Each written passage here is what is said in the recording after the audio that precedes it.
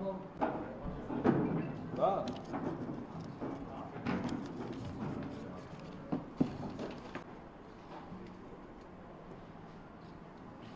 okay. Thank you. Sure.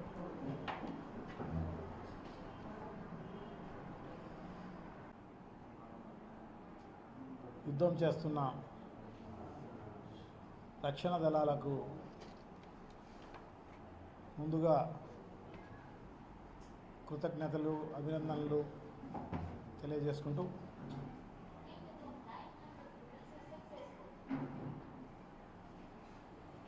దేశవ్యాప్తంగా యుద్ధ వాతావరణం నెలకొనింది. సో కేంద్ర ప్రభుత్వం అన్ని రాష్ట్ర ప్రభుత్వాలను అలర్ట్ చేయడం జరిగింది. అన్ని రాష్ట్ర ప్రభుత్వాలు కూడా అప్రమత్తమైపోయి ప్రజలకు యుద్ధం వస్తే ఎలా దాని నుంచి కాపాడుకోవాలి ఇవన్నీ కూడా మ్యాక్ డ్రిల్స్ చేసే కార్యక్రమం ఇవన్నీ కూడా చేస్తూ బిజీగా ఉన్నాయి. కానీ ఈ రాష్ట్రంలో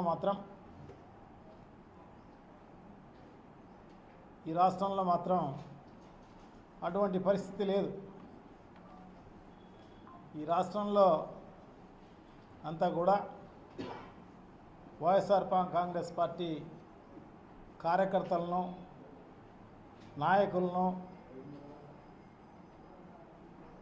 హింస చేసే కార్యక్రమం, సోషల్ మీడియా వాళ్ళను హింసించే కార్యక్రమం, లేని కేసులన్నీ కూడా పెట్టి ఇబ్బంది చేసే కార్యక్రమం ఇవన్నీ గత 10 నెలలుగా ఇదే కార్యక్రమంలో ఉంది. మేనిఫెస్టోలో చెప్పింది అమలు చేయలేదు. కానీ ఈ ప్రభుత్వం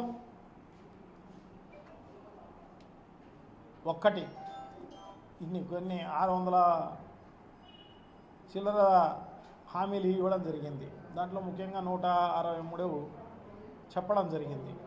దాంట్లో మరీ ముఖ్యంగా సూపర్ 6 చెప్పడం జరిగింది. సూపర్ 6 600 పక్కన పోయినాయి, 160 పక్కకు పోయింది. ఇప్పుడు సూపర్ 6 అనేది కూడా అమలు చేసిన పరిస్థితి ఏమీ లేదు. సూపర్ 6లో ఒక్కటి కూడా అమలు చేయకపోగా, ఈ రాష్ట్రంలో అభివృద్ధి అనేది చేయకపోగా, ఎక్కడ చూసినా అప్పులు చేసేసి 1,70,000 కోట్ల రూపాయలు అప్పులు చేసి లంచాలు, కమిషన్ల కోసం పనిచేస్తున్న ఈ ప్రభుత్వం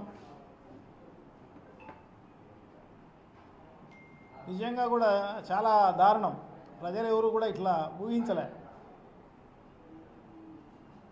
సో ఆ రకంగా చేస్తున్న ఈ దుర్మార్గమైన చర్యలను తీవ్రంగా ప్రతి ఒక్కరూ కూడా, ప్రజలందరూ కూడా ఖండించాల్సిన అవసరం తప్పకుండా ఉంది.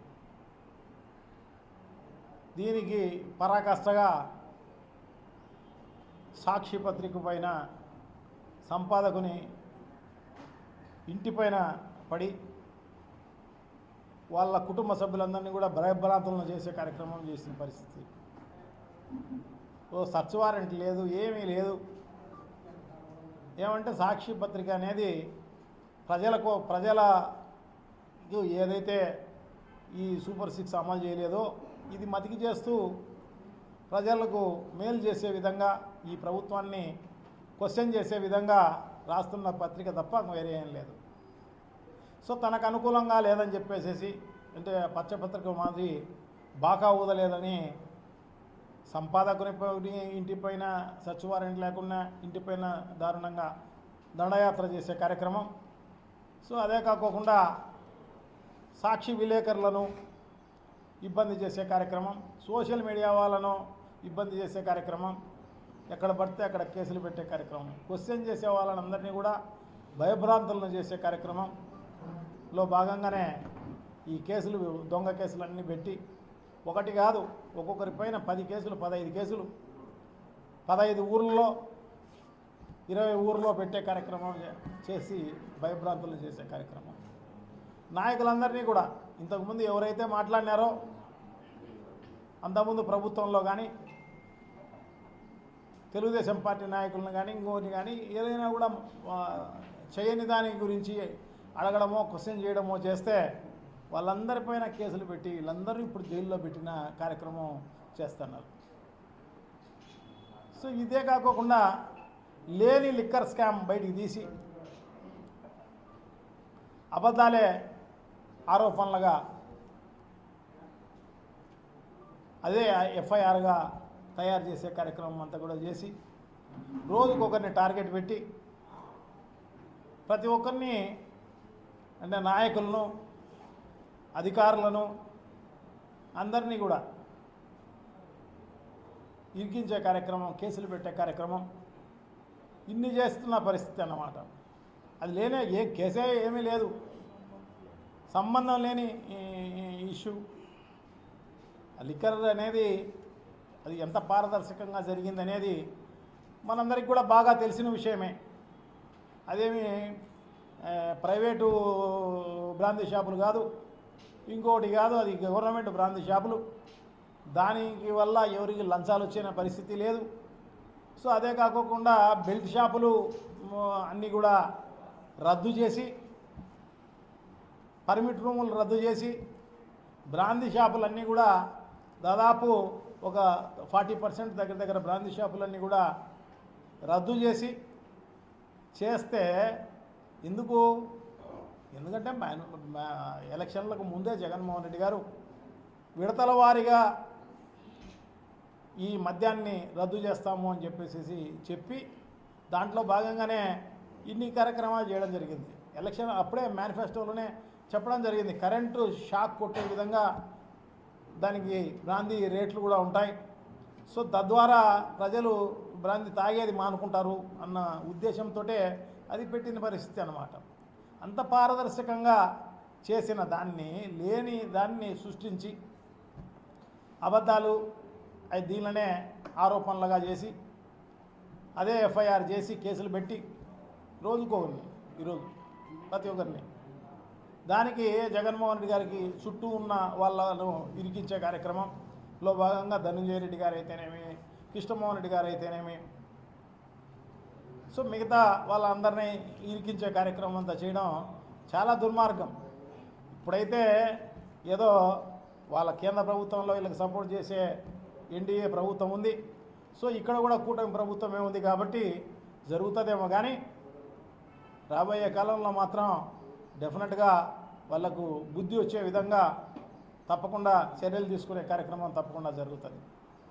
అందుకోసమే మన జగన్మోహన్ రెడ్డి గారు కూడా చెప్పడం జరిగింది, సినిమా అనేది వైఎస్ఆర్ కాంగ్రెస్ పార్టీ 2.0లో తప్పకుండా సినిమా చూపించే కార్యక్రమం జరుగుతుంది ఇట్లా చేసిన వాళ్ళందరికీ అని, వేరేగా ఉంటుంది అని చెప్పేసి. డెఫినెట్గా ఉంటుంది, ఎందుకంటే లేని ఇష్యూలనంతా కూడా తీసి కక్ష సాధింపు చేసే కార్యక్రమము చేస్తే డెఫినెట్గా దేవుడు ఉన్నాడు పైన, ఖచ్చితంగా అమావాస్య అనేది వస్తుంది, దాని తర్వాత పున్నమి కూడా వస్తుంది. సో డెఫినెట్గా మరుసటి రోజే వస్తుంది. సో ఇది ఏమీ ఇది కాదు. సో అధికారులు కూడా గుర్తుపెట్టుకోవాల్సిన అవసరం తప్పకుండా ఉంది. సో ఈ కేసులన్నీ పెట్టేటప్పుడు కొంచెం జాగ్రత్తగా ఆలోచన చేసి పెట్టాల్సిన అవసరం ఉంది. ఏదైనా నిజము ఉంటే డెఫినెట్గా పెట్టాల్సిన అవసరం తప్పకుండా ఉంది. దాంట్లో ఆ నిజంను నిరూపించుకోవాల్సిన అవసరం కూడా ఉంటుంది. సో కానీ ఇప్పుడు మాత్రం లేని ఇష్యూలంతా కూడా పెట్టి చేసే కార్యక్రమం చేస్తున్న పరిస్థితి అన్నమాట. సో డెఫినెట్గా వీళ్ళందరికీ కూడా బుద్ధి చెప్పే రోజు తప్పకుండా వస్తుంది అని చెప్పేసి తెలియజేసుకుంటూ సెలవు తీసుకుంటున్నాం. థ్యాంక్ యూ, నమస్కారం. ప్రతి ఒక్కరూ తప్పనిసరిగా యూట్యూబ్లోకి వెళ్ళి కడప వార్తను లైక్ చేయండి, సబ్స్క్రైబ్ చేయండి. ఇట్లు మీ జి రమణయ్య, ఎడిటర్, కడప వార్త.